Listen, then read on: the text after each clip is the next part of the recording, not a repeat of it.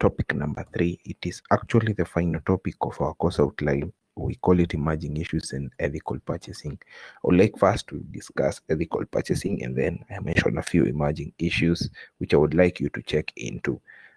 Also, I would also like to remind you I'm not live for this class. I'm still on leave. I will be available from next week. You are supposed to attempt the questions in the discussion forum after listening to this audio recording. You're supposed to attempt those 3 questions. They are very easy and they will assist you to check whether you have actually understood all the content that is supposed to be for this class. So welcome, and I hope you enjoy this class. Now, first of all, I would like us to discuss what is the remaining part of issues of what is the right price and what is the right quantity. Before that, let me share my screen. It should be appearing now on your side. Kindly check that my screen is appearing on your side. Yes, should be appearing about now. Now, the right price is always the lowest. Remember that the right price is always the lowest. The reason being is that price is when you're selecting suppliers, price is selected as the last. It is selected as the last. The first part you select the suppliers who have the certifications that you require. We call them mandatory requirements. The second step, that is in the first step, those who qualify and have the right certificates move to step number 2. Those who do not are eliminated. Step number 2 is quality considerations. You check the specifications of suppliers, how they have quoted.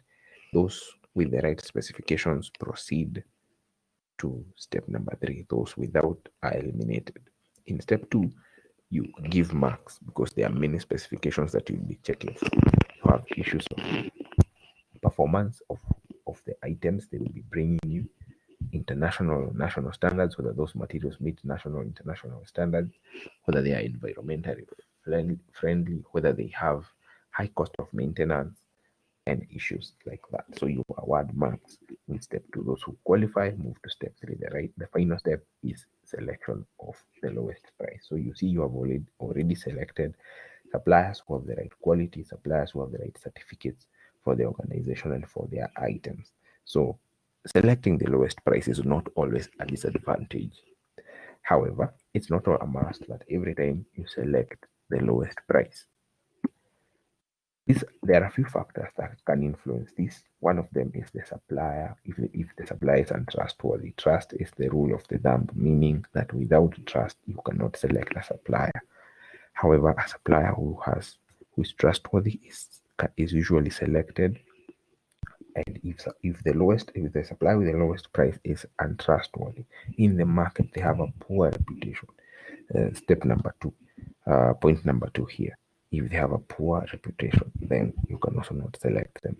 If your budget is lower than the price, meaning that the price is around 1 million, your budget is 800,000, then you need to either redo the whole process or negotiate with the supplier.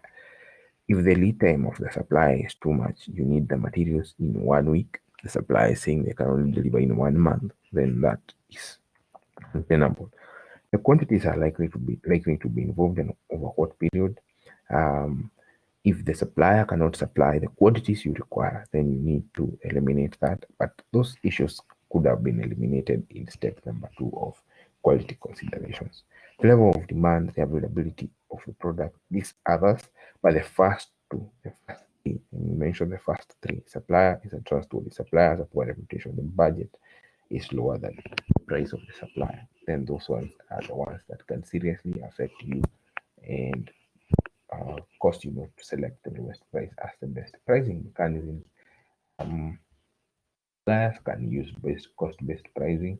This is where they give you a price based on what you buy. How many items you're buying? 20 items. You require transport. You require installation, so they give you the price of 20 items plus transportation plus installation cost. Demand-based pricing is based on the supplier, the customer, sorry, you as the customer. If you are requiring materials of high quantity, then sometimes you can be given a discount. Competition-based pricing is a supplier will base their price based on what their competitors are charging. Value pricing is implies that the supplier will give you a price so that they cause you to be a loyal customer. Target return pricing, it means that the price of a product is fixed based on what the supplier wants to get as profit. Going rate pricing, it implies that a method in which an organization sets the price is what is the market. This can also therefore be referred to as market pricing. Be referred to as market pricing. All right. Transfer pricing. Transfer pricing involves the supplier transferring the total cost of those items to you. So if it's they give you, they need to make a profit, they make sure the profit comes from you, and that becomes it. So what is the right quantity to buy? It is the quantity ordered by customers. Who are customers? There are two types of customers: the internal departments. These are the customers of the purchasing department, internal departments. Other departments come to the purchasing department and tell them, buy for us this and that. Therefore, they become customers. The warehouse is also a customer, a major customer. So it's also part of internal departments, but I wish to put it separately so that you can remember. Factors affecting the right quantity. Sometimes your budget will cause you not to buy what the customer has requested. You can buy less. Speculative needs will cause you to buy more. But if you check and see prices will go up in future, then and today they allow you can buy more and caution yourself against the increase of prices. Purchasing for emergencies. It's also similar to speculative needs. If you want to buy materials for emergencies, the price of goods, if the price is good, you buy more. Economies of scale. If you buy in large, if you see that buying in larger quantities will help you save on cost because there's a discount attached to it, then you can buy in larger quantities. Now, when is the right time to buy? The right time to buy depends on the needs of the customer. However, there are a few factors affecting that. I would like now to skip to ethics in procurement. Now, ethics refer basically to the moral principles influencing your conduct at work. This means that these are the rules and regulations determining your behavior at work. In procurement, in supply chain management, we have quite a number. There are 7. You need to have a loyalty and respect for the rules of your seniors at work. Loyalty and respect for the rules of your organization. Respect them, follow them. Loyal means that the needs of your employer should be met through you. Make sure that you're trying to meet those needs. Otherwise, if you concentrate only on your own needs, then something will not be met. So make sure you're meeting both your needs and that of your employer. That your needs and that of your employer are meeting at some point. Integrity basically means upholding the status of your office. If you are the procurement officer, supply chain management officer, supply chain management manager, then you need to uphold the status, meaning that you are looking as if you're representing that office well. Impartiality means, and fairness means, you're treating everybody equally. You're treating them the same. What you do to one person, you do to the other. If you communicate one message to a supplier in a competition, then make sure that you communicate the same message to all. Transparency refers to the documents that you're using. Make sure that whatever information you need to disclose, you disclose it. Whatever you're supposed to keep confidential, that's the next point now. You keep confidential. Do not disclose information of suppliers to other suppliers. That will hinder competition. Avoidance of appearance of impropriety. I believe this is a very high standard of integrity and ethical conduct. It is to avoid to look as if you are conducting illegal practices. It's not even the conduct of illegal practices itself. It's looking as if you're doing a bad thing. Do not look as if you're doing a bad thing. That is wrong.